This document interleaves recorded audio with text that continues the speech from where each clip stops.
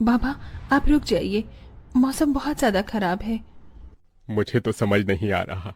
ये दिन पर दिन मौसम खराब होता जा रहा है। अगर ऐसे ही चलता रहा तो मजदूरी नहीं कर पाऊंगा और घर में खाने को एक दाना तक नहीं आ पाएगा। तभी बहुत तेज आंधी तूफान चलता है। अरे देखो जरा देखो, कितनी तेज तूफान चल रहा है। अरे महेश बेटा, तू झोपड़ी के ऊपर तिरपाल तो लगा कर आया था ना? हाँ बाबा, लगा दी थी तिरपाल। और उसके ऊपर तूने ईंटें रखी थी या नहीं? बाबा, ईंट रखना तो मैं भूल गया। महेश के इतना कहते ही झोपड़ी के अंदर बारिश की वजह से पानी टपकना शुरू हो जाता है। हे भगवान महेश, तूने ये क्या किया? तुझे मैंने कहा था बारिश और तूफान तेज है, तुझे ईंटें रख देनी चाहिए थी। मुझे लग रहा है कि तिरपाल उड़ गई। चल चल मेरे साथ चल। अब तुझे मेरे साथ भीगते हुए मेहनत करनी होगी, नहीं तो पूरे घर में पानी ही पानी भर जाएगा। देवेश इतना बोल ही रहा था कि घर के अंदर वाकई छत से पानी टपकने लगा। हाँ पिताजी, आप सही कह रहे हो, चलो चलते हैं जल्दी से।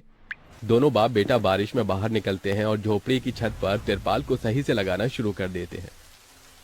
अरे बेटा, ईंट को अच्छे से रखना, कहीं ईंट गिर न जाए। ठीक है पिताजी, सही सही रखूंगा। महेश इतना कहकर अच्छे से ईंट से तिरपाल को दबाने लगता है, जिससे छत ढक जाती है और झोपड़ी में पानी टपकना बंद हो जाता है। लेकिन इसी के चलते हुए बेचारे दोनों के दोनों बहुत बुरी तरह भीग जाते हैं।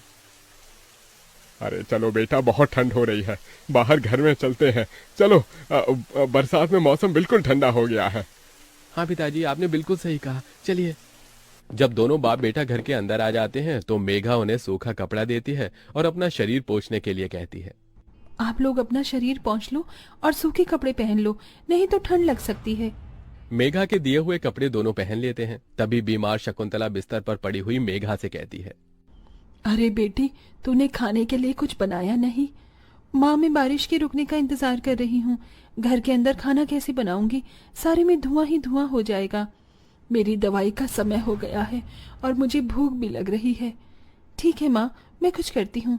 मेघा अपने सिर पर एक सफेद कट्टा रखकर बारिश से बचते हुए बाहर से कुछ ईंटें लाकर घर के अंदर ही छोटा सा चूल्हा बना लेती है और उसी पर खाना बनाना शुरू करती है। अरे बेटी, पूरे घर में धुआं ही धुआं हो गया है। पिताजी, खाना बनाना भी तो बहुत जरूरी था। मेघा जैसे तैसे करके जल्दी जल्दी खाना बना लेती है। वो खाने में नमक मिर्च वाले चावल ही बना पाती है। माँ, माँ उठो, ये लोग खाना खा लो। शकुंतला मेघा के हाथों से खाना खाती है। शकुंतला के पूरे शरीर को पैरालाइज हुआ था, जिसके कारण ना तो वो हिल सकती थी और ना ही वो उठ सकती थी। मेरी प्यारी बेटी, इतनी कम उम्र में तेरे ऊपर कितनी जिम्मेदारी आ गई। हम गरीबों का कुछ नहीं हो सकता है। इस गरीब झोपड़ी के अंदर हम कैसे कैसे दिन देखते हैं। कोई बात नहीं माँ, बच्चे समय के अनुसार बड़े होते हैं, लेकिन मैं समय से पहले बड़ी हो गई हूँ। आपको तो खुश होना चाहिए। मैं तो इस कदर लाचार हो गई हूँ कि तेरे सर पर हाथ रखकर तुझे आशीर्वाद भी नहीं दे सकती बेटा। शकुंतला की आंखों से आंसू निकल रहे थे। मेघा उसके आंसू पोंछकर अपनी मां को हौसला देती है, जिसके बाद वो अपने भाई और पिता के साथ बैठकर खाना खाती है। बारिश होती ही रहती है, लेकिन बारिश रुकने का नाम ही नहीं लेती। खाना खाकर वो सभी सो जाते हैं। आधी रात के समय जिस तरफ शकुंतला का बिस्तर होता है, वहां पर पानी टपकना शुरू हो जाता है। अरे ये क्या, पानी टपक रहा है। मेघा, मेघा, लगता है सो गई। अब मैं क्या करूं? ये पानी तो धीरे धीरे टपकता ही जा रहा है। शकुंतला रात भर अपने ऊपर टपकते हुए पानी को ऐसे ही झेलती रहती है, जिसकी वजह से सुबह तक उसके पूरे शरीर में बुखार फैल जाता है। अरे, अरे ये क्या माँ, आपको तो बहुत ही बुखार हो गया है। रात भर ये झोपड़ी की छत टपकती ही रही। मैंने तुम्हें उठाने की कोशिश की, लेकिन तुम्हारे तक आवाज नहीं गई। ये सुनकर मेघा को बहुत अफसोस होता है। वो सूखे कपड़ों पर अपनी माँ को सहारा लगाकर लिटा देती है और उनके कपड़े भी बदल देती है। लेकिन तभी अचानक से गांव में बाढ़ आ जाती है। अरे अरे ये क्या हो, यहाँ तो पानी भर रहा है। अरे लगता है गांव में बाढ़ आ गई है। अरे हम लोग क्या करें? अरे बेटा महेश, अरे भाई, अपनी माँ को कंधे पर उठा, नहीं तो हम सभी बह जाएंगे। अरे पानी में कोई जुगाड़ करता हूँ बेटा।